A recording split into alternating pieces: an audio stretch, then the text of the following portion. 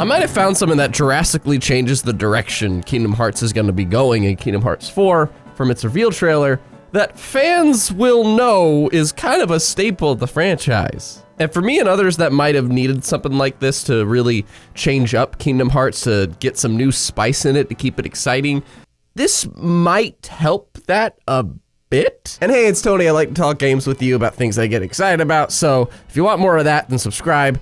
And we might have to have a talk about that in the next couple weeks. Nah, I like it. I like it backwards. And yeah, there's a new Kingdom Hearts sequel, like an actual numbered sequel trailer. So you bet I got some thoughts on that. I know I've been kind of out of it for a while, but it's one of my two favorite franchises. Of course I have to share some thoughts about it. But mainly this idea of traveling to different worlds. That has always been a kind of big staple of Kingdom Hearts that really drew me in at first. It wasn't just going to Disney Worlds. It wasn't just meeting Final Fantasy characters. It was kind of that idea that Sora was kind of like the Super Smash Bros. Of video games, where he could bounce around between a lot of different properties. And the thing I'm gonna talk about really kind of has to do with that. And no, it's not just about like the live action Disney stuff. It's also not just about Sora looking like how he is because he's in Quadratum, like everybody keeps pointing out to me as if it's not obvious. Cause yeah, he did change his look cause he's in this Quadratum place, and I'm left to interpret if that's a realm or if it's just this city or if it's the world or whatever. Cause there are things that look and seem different. Like a few notes from the trailers. Yes, Darkseid, he looks awesome, or this design of that being, because it actually has that sense of dread that like Darkseid originally had in the first game. And there's two cloaked figures instead of one, and they got little bumples, and I'm kind of tired of seeing that cloaked outfit, honestly. Something I was really looking forward to about moving on from the Darkseeker saga was that outfit would just completely change and be gone, because it has been in every game since 2. And yeah, Full Emotion is sticking around whether you like it or not. Strelitzia is here. Kind of gonna talk about that a little bit. But the main thing that is really important to me personally, and others maybe in this trailer, is the sense that you are not gonna be traveling to worlds in the same sense as the previous like 1, 2, and 3. Let me explain. So Strelitzia shows up in this trailer, who is a character that died. I don't follow the mobile games too much, but she is a character that I believe did die. And Sora, spoilers for Kingdom Hearts 3, did kinda die. What does death really mean in Kingdom Hearts? But no, in this trailer she says it, like, there's a lot of living things in Quadratum, but for you and I, it's kind of the afterworld, because they got brought there after they quote unquote died. Now there's quotes from this trailer and nuggets sprinkled into the secret episode thing of the Kingdom Hearts 3 DLC that really lead me to believe that you will not be traveling to different worlds, like physical worlds in this game that are planets in the universe. It's more like you are traveling to different realities of Quadratum or whatever this afterlife that Sora is in. Because previously you would go around to these planets that you aren't supposed to be going to. You know, Sora is a world traveler. He is literally a world traveler by using his gummy ship, or every now and then people would use little portals to go from one place to another.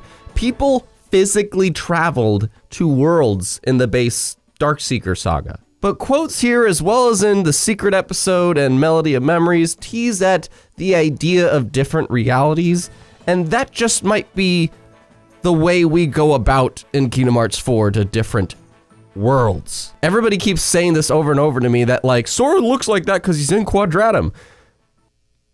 Yes and no. They also updated his look so that he will naturally blend in with going to live action spaces. Having Sora experience death, going to Quadratum with his look changed, being in different realities. These are things that I think Nomura and team, whatever, decided to do to make Sora become something that can kind of transcend just being a physical world traveler.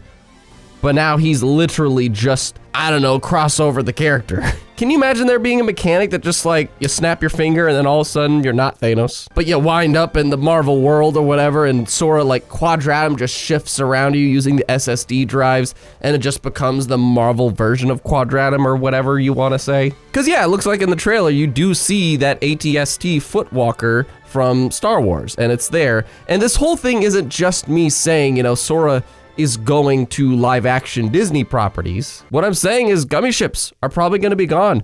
The narrative of being a world traveler is probably gonna be gone. Having sleeping worlds to awake, like a lot of elements that we know about world travel from the Darkseeker saga is probably completely flipped upside down in this place. Because in Strelitzia's words, it's the afterlife. In Ansem's words, it is an unreality. And I am both very scared and also anxious to see where narratively this might lead to. I do miss it just being a simple story of light versus dark, but maybe this idea of different, oh God, I'm actually getting a little bit scared thinking about it.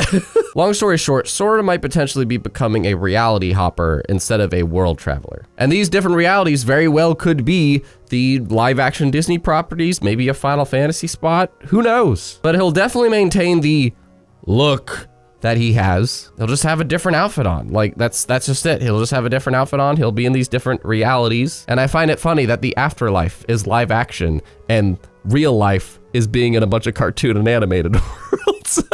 The worlds in Kingdom Hearts are really one of my favorite elements of it. That's always brought me back to the franchise. And I break down why that is in this Kingdom Hearts 3 video of like why the world design of that game is pretty gosh darn good. But let me know what your favorite worlds are in Kingdom Hearts and what you think of this potential idea that we're reality hoppers now instead of world travelers. Thank you for watching, and I'll see you in the next video.